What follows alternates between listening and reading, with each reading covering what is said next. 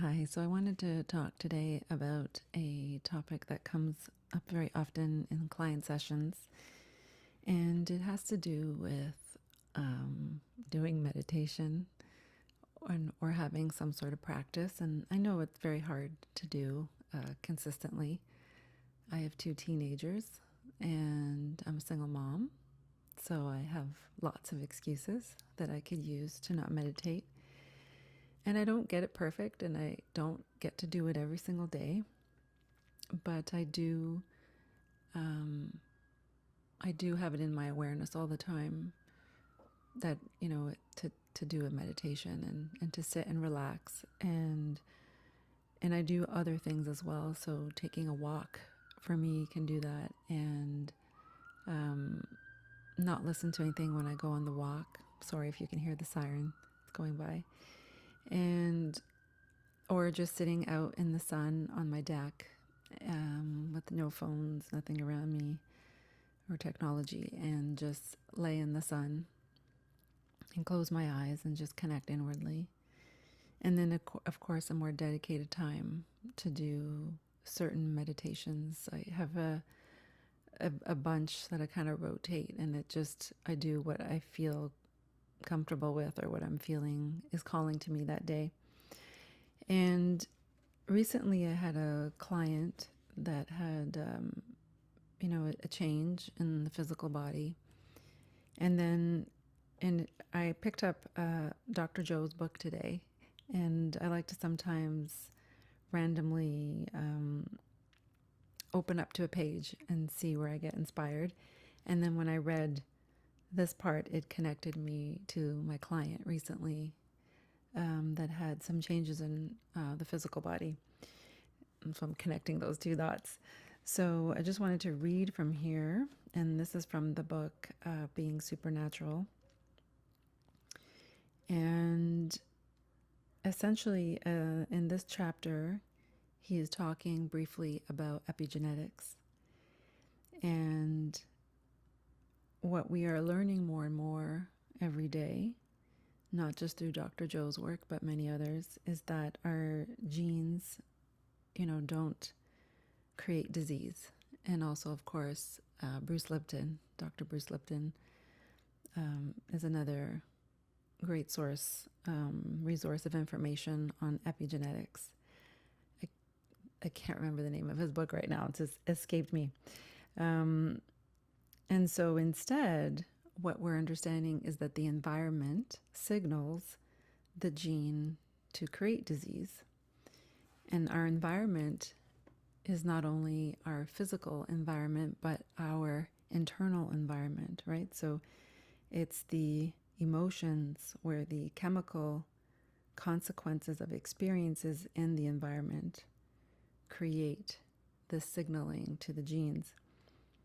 And if we live every day by these, let's call them negative emotions, then you're selecting and instructing those same genes that might be causing the poor health conditions. So you're choosing them over and over again.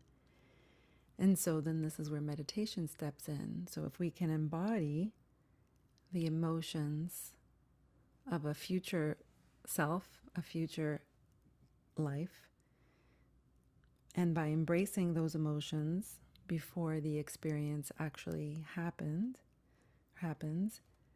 then you would change your genetic expression and actually change the body biologically to be aligned with that new future. And this is essentially how healing can work, because there's many ways of us healing the body. I don't necessarily believe there's only one way. And also, I don't fully believe that we fully understand how and why it's healing. That would be silly if we knew everything, because we're here to learn. But certainly so many people have been healing themselves. And so this is why meditation is really important, because it's important for many reasons, of course. But one of them is to come out of that fearful place and the automatic thinking that we have in terms of the patterns that we're in, right? These unconscious thoughts that we have and this unconscious way of being and thinking and feeling. And so when we can step into meditation or step into a walk where we're going to be very present, when we can train our body to be and do something else, then we start teaching the body and we start turning off, I guess, certain genes and we turn on other ones. And we activate them, whatever term we want to use, that might be correct. And so this is why it's so important to start a meditation practice or have a meditation practice or listen to sound and frequencies, which is one of the things that I love to do. And it's one of the things that I offered in the month of June, or classes every week. We came in live and I was playing different frequencies and different sounds with a guided meditation to get us out of that survival mode, right? To get us out of that sympathetic nervous system that's always in a fear place.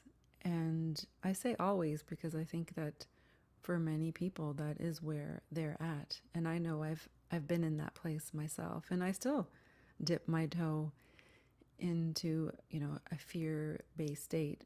But the beauty of it now, with this years of work, is that I don't stay there very long. And because of the years of meditation, my awareness is there that when I step into a fear-based state, like I can feel my whole body change. I can feel my temperature go up. I can feel that I'm hotter. I can feel, just that difference. And this is all because of having a meditation practice or having a practice that allows me to listen to what my body is actually signaling to me to pay attention to. So I just wanted to come on here today to remind you that it's really important to become more conscious of how you're thinking and feeling and what your actions are, because it's always creating your future. It's creating your next bunch of moments the way that we are in a certain moment, right? It's creating the next. So we want to become more conscious of how we're thinking, feeling, and acting. We want to take a look at what's happening. And we want to understand that the more that we can carve out time to practice meditation and practice yoga or practice a very intentional walk, the more that we can practice some other emotions like love, compassion, unconditional love, gratitude, really important. The more that we can carve out time to practice those other emotions, then we get better at responding to life, and we get better at not staying stuck when zingers come our way, because we can't stop, of course, life happening and stress coming and things happening unexpected.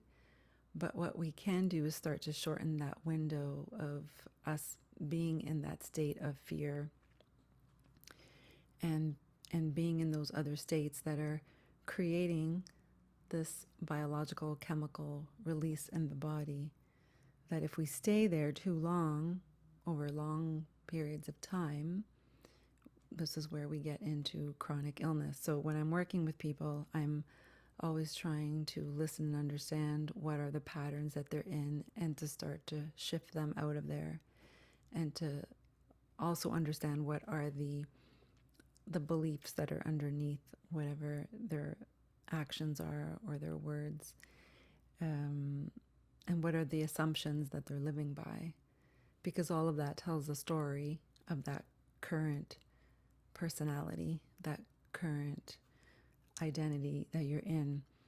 And one of the things that we stay too focused on is that we think that our current state is who we are, but it really isn't. It's just a moment in time, and it's a reflection of a whole bunch of beliefs and patterns from the past. But it doesn't mean it's really who we are. Who we really are is vast and expansive and unlimited and is possible, is capable of so much. But we look too often and stay stuck staring at our 3D reality.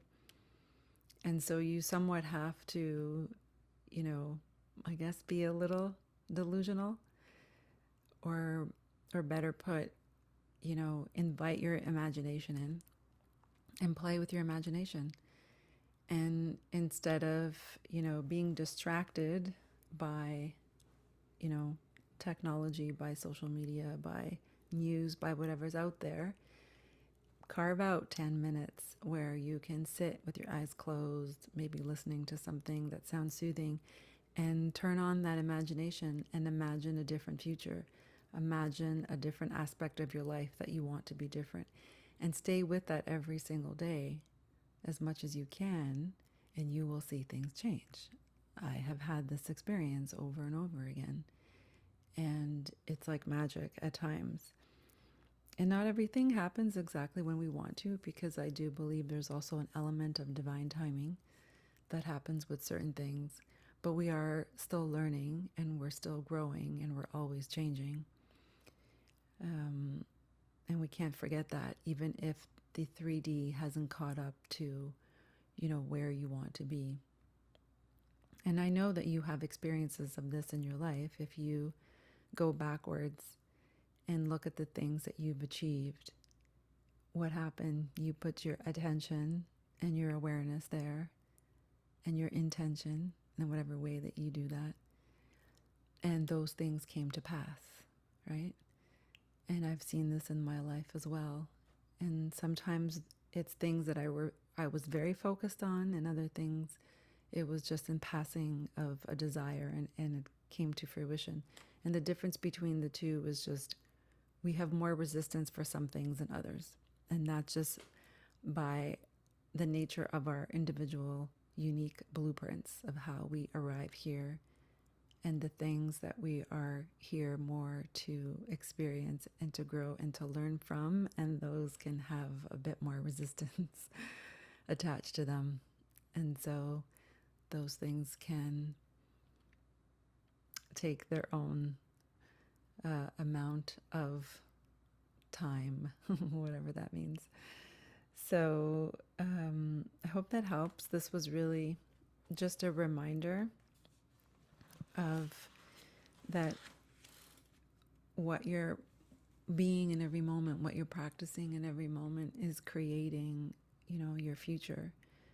And whether that's in the next day of how it changes or whenever it is, but you're always creating something. So we're not ever not creating anything. We're always creating. And I think it's really, really important to have a personal practice, whatever that is for you. You have to find out what that is for you. And you want to have your attention on that and have your awareness on that, and ask yourself if, where you are right now is where you want to be. And if you're going through some major change, which I know many people are at this time, they're going through a lot of transformation and a lot of changes and a lot of things happening. I often get the question, okay, so how do I get out of, or how to get out of it, or how, what's the assistance in that? And my biggest message always is to whatever you're going through, grieve through that, whatever emotions are there, if it's grief, if it's loss, if it's, whatever the emotions are, to feel them, right, as they come up. Don't deny yourself of that, and move through them. So they come in, you feel it, you let go, right? And you watch how it comes and it goes, and it's coming, and you're feeling it, and you're letting it go, and you're not jumping into your mind about a story, about whatever that emotion is. And then as you keep doing that, you then put also your other attention towards what you do want. And so you write down, what do I want next, right? What would that look like? How would I feel? And you start to just work backwards of like, okay, what are the things then that I could shift and change in order for me to get to that next experience that I want to have in this life. And usually it's just to reduce suffering and to be happier. And I don't think we have to suffer. I think pain happens in our life, of course, and challenges happen. But suffering is different, because suffering is when we're staying too long in an experience and we've got resistance around it. So we're staying stuck in that emotion and in that loop. And that's really like the suffering part. But will pain happen? Yes. Will challenges happen? Yes. And how we move through them and gain new perspective is the real, I guess, journey that we're all in. So I'm going to end it there, because otherwise I feel like I start rambling, and I like to get to the point. So I hope that helped. Just remember that you're always creating something, and remember that your emotions are creating chemicals in your body. And if you want to change things and feel just better in your life, even just physically, we got to change up those emotions, and we have to practice some other ones that give us the good juice. All right, see you on the next one. Bye.